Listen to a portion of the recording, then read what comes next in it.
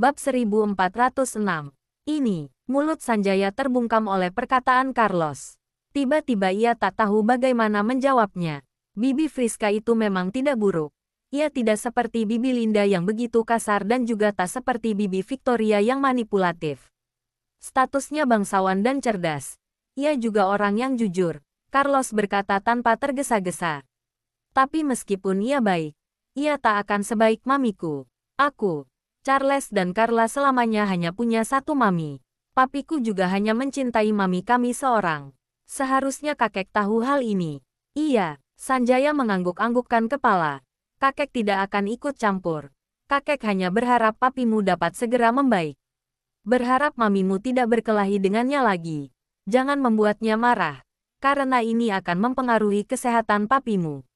Ini juga harapanku. Raut wajah Carlos menjadi serius ketika membicarakan penyakit papinya. Kakek Sanjaya, jangan cemas. Mami sama dengan kita. Sangat memedulikan papi, ia selalu mencari dokter untuk membantu papi. Benarkah? Mata Sanjaya berbinar ketika mendengar ucapan ini. Apakah mencari tabib dewa? Carlos melanjutkan kalimatnya. Hanya mami yang dapat menemukannya. Benar, benar. Sanjaya lekas berkata. Ini adalah masalah darurat. Harus segera menemukan tabib dewa. Mami akan menemukan cara. Carlos sangat tenang. Dokter yang diundang Bibi Friska hanya dapat memperlambat gejala. Namun hanya mami yang dapat menyelamatkan papi.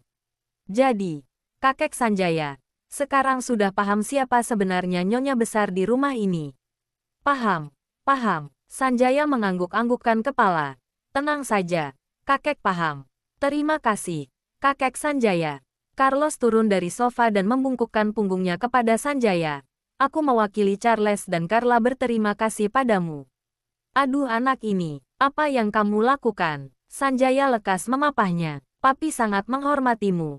Kami juga sangat menghormatimu. Pengakuan dan berkat darimu akan membuat keluarga ini semakin lengkap. Carlos memandang Sanjaya dengan tulus. Selain itu, banyak masalah internal yang perlu dibantu oleh kakek ketika papi sedang sakit. Jadi, kakek harus berpihak dengan kami. Benar, Sanjaya sangat merasa bersalah. Ucapan Carlos ini tampak sederhana, tetapi sebenarnya maksudnya sangat dalam. Jika hati mereka tidak bersatu, maka akan sangat mudah dihancurkan oleh orang asing. Sekarang keadaan keluarga Wollens sudah sangat bahaya, jadi anggota keluarga Wollens harus bersatu. Setelah Carlos selesai berbicara dengan Sanjaya, ia pergi mencari Charles dan Carla. Berpesan kepada mereka harus jadi anak patuh akhir-akhir ini. Harus tenang di rumah. Jangan berisik dan jangan merusak momen bahagia papi dan mami. Selain sekolah, setiap hari mereka harus menemani 3 adik-adik lainnya di villa sisi utara. Jangan sering di rumah mengganggu papi. Walaupun Charles dan Carla tidak tahu apa yang terjadi, tetapi mereka menganggukkan kepala dengan patuh dan menunjukkan mereka mengerti. Bagaimanapun, ucapan Kak Carlos tak pernah salah. Malam hari, Rian pulang dan mencari Sanjaya untuk berdiskusi. Sanjaya tahu Tracy sudah mengetahui penyakit Daniel dan berusaha sepenuhnya menemukan tabib dewa. Hatinya sangat bersukacita.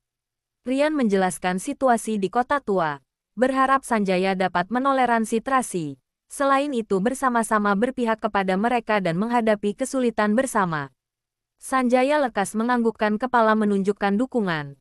Ia teringat ucapan Carlos. Dalam seketika ia merasa sangat bersalah. Semua orang mengira ia orang yang berpikir panjang. Tetapi kadangkala ia kalah dari anak kecil. Sanjaya mengintrospeksi diri lagi dan berpikir karena Tracy sudah ada di rumah, maka ia tak perlu menetap lebih lama lagi. Rian menghiburnya, lalu mengutus orang mengantarkannya kembali ke Villa Taman Oriental. Katanya setelah Tracy pergi, ia baru akan menjemputnya kembali. Harus ada orang yang mengawasi rumah ini. Sanjaya menganggukkan kepala dan siap dipanggil kapanpun. Bab 1407. Masalah rumah telah diatasi. Rian pergi melihat Daniel. Sebenarnya ketika ia mengantarkan Naomi ke rumah sakit, ia menelepon Hartono dan mengetahui darinya bahwa penyakit Daniel kambuh lagi dan situasi di rumah kacau. Tracy akan dipersulit ketika tiba di rumah nanti. Jadi ia meminta Kiki pergi ke villa sisi utara menjemput 3 anak-anak untuk pulang melindungi maminya. Sekarang akhirnya berhasil diatasi. Friska telah pergi. Sanjaya juga sudah pulang untuk sementara. Rumah sudah tenang. Bibi Riana dan para pelayan juga menghela napas lega. Ketika melihat Tracy kembali, mereka merasa villa yang tadinya dingin mulai menjadi hangat. Rian menjelaskan situasi Naomi kepada Tracy. Sore hari Naomi sudah sadarkan diri. Paula dan beberapa pengawal wanita membawa 3 bocah cilik ke rumah sakit menemani Naomi. Sekelompok bocah cilik itu sangat berisik di kamar itu. Ia tak berani bicara.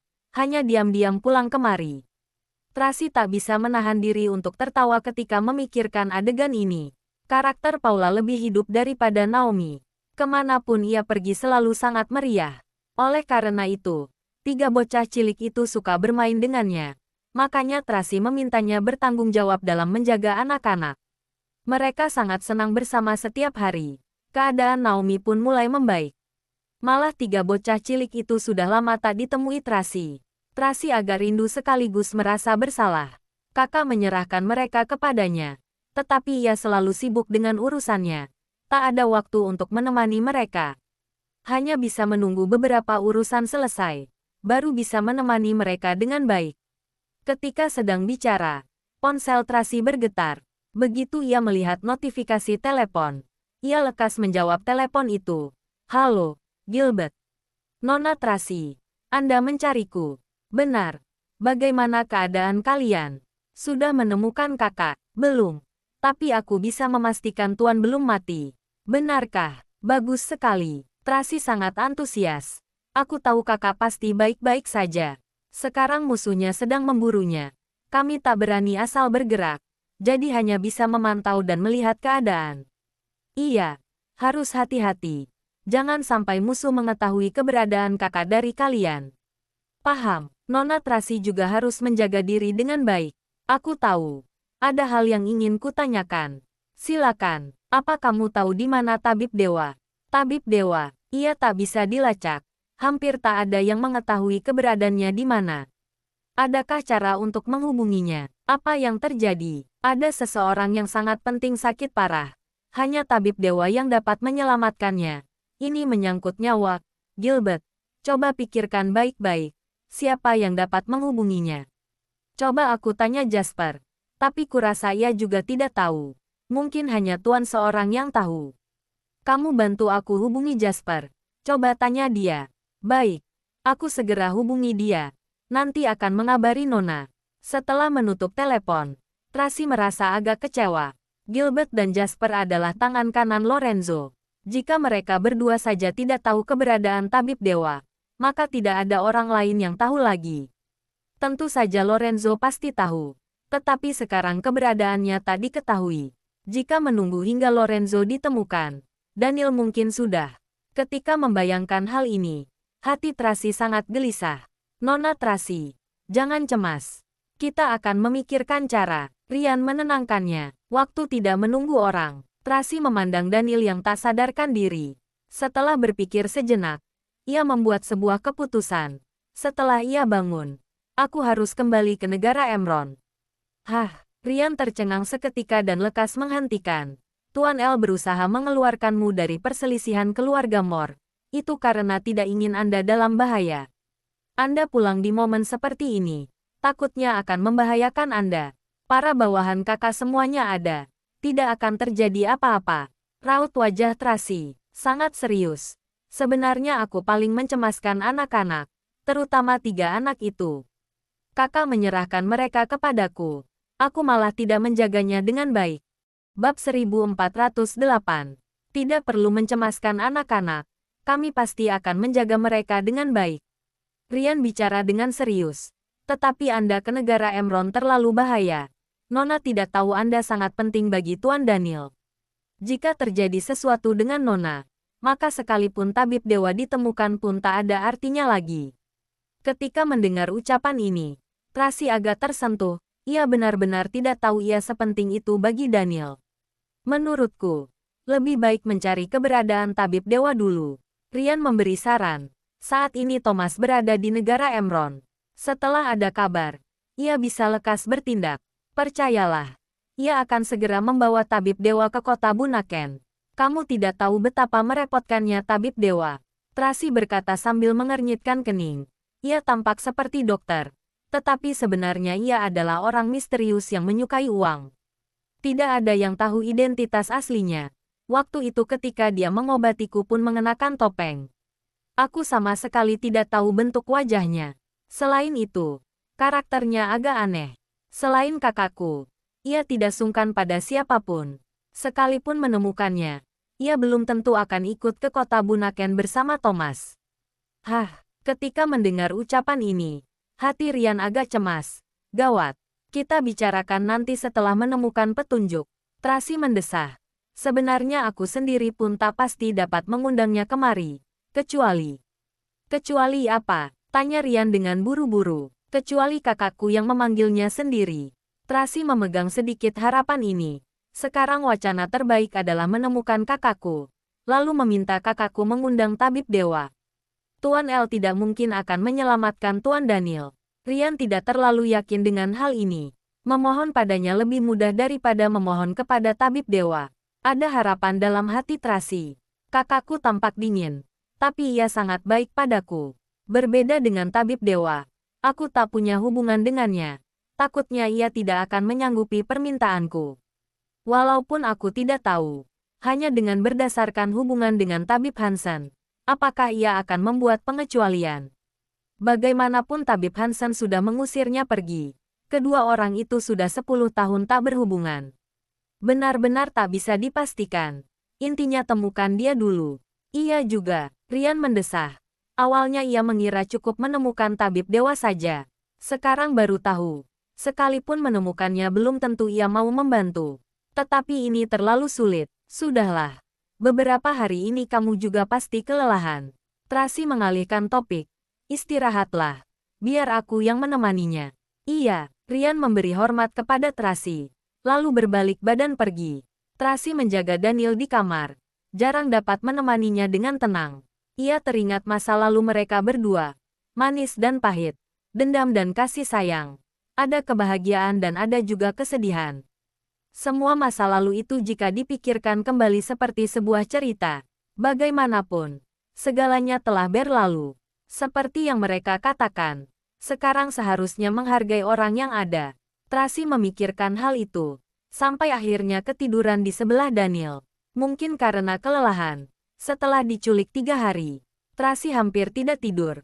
Ditambah hari ini, maka sudah 4 hari tidak tidur. Jadi, ia benar-benar tidur terlelap. Bahkan ia tidak tahu Daniel sudah sadarkan diri. Daniel terbangun dari mimpi buruknya. Seluruh tubuhnya penuh dengan keringat dingin. Ia bermimpi Tracy menikah dengan Duke Louis. Ia berlari ke dalam gereja untuk merebutnya. Tetapi Tracy malah mengeluarkan pistol membidiknya dan mengusirnya keluar. Duke Louis memperkeruh suasana meminta Tracy menembaknya. Daniel tidak percaya ia akan menembak. Ia masih terus membujuknya. Mengungkit 3 anak. Menceritakan kenangan indah yang mereka lalui. Ia memohon kepadanya untuk kembali ke sisinya. Tetapi Tracy tidak ingin mendengarkan. Pada akhirnya, Tracy menyakitinya. Berkata ia mencintai Duke. Ia ingin menikahi Duke dan meminta Daniel pergi. Hubungan kedua orang itu tak berhenti. Hingga Tracy menarik pelatuk, menembaknya dengan kejam. Lalu, Daniel pun terbangun. Bab 1409. Ruangan itu gelap. Hanya ada lampu darurat di lantai yang memancarkan cahaya lemah. Daniel perlahan-lahan membuka mata dan memandang langit-langit kamar. Di dalam benaknya masih terbayang adegan dalam mimpi tadi. Tracy yang tak berperasaan dan kejam. Wajah dingin itu dan matanya yang penuh dengan kebencian tampak nyata dan menakutkan. Jantung Daniel seperti dikoyak oleh kedua tangan. Benar-benar sakit hingga sulit bernapas. Rasa sakit ini perlahan-lahan berubah menjadi kebencian.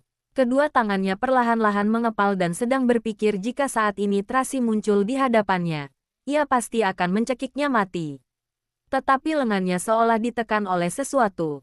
Benar-benar berat, ia sulit menggerakkan tangannya. Ia menggunakan tenaga menggerakkan tangannya dan ketika ingin menarik tangannya, ia melihat ke samping dan tertegun.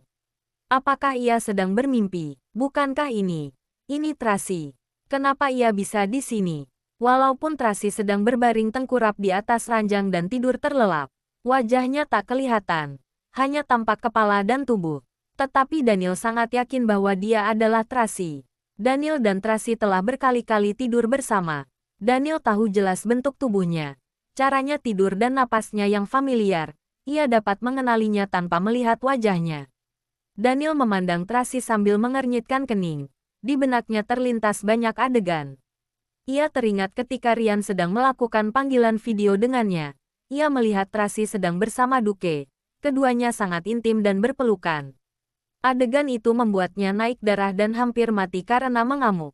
Tetapi, sekarang, kenapa ia bisa di sini? Jangan-jangan ada yang salah dengan ingatannya. Ia tidak melakukan panggilan video dengan Ryan.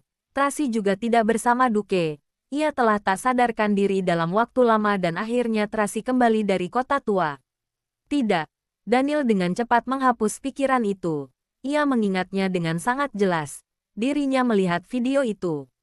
Adegan itu, seperti besi panas yang menancap di jantungnya dengan bengis.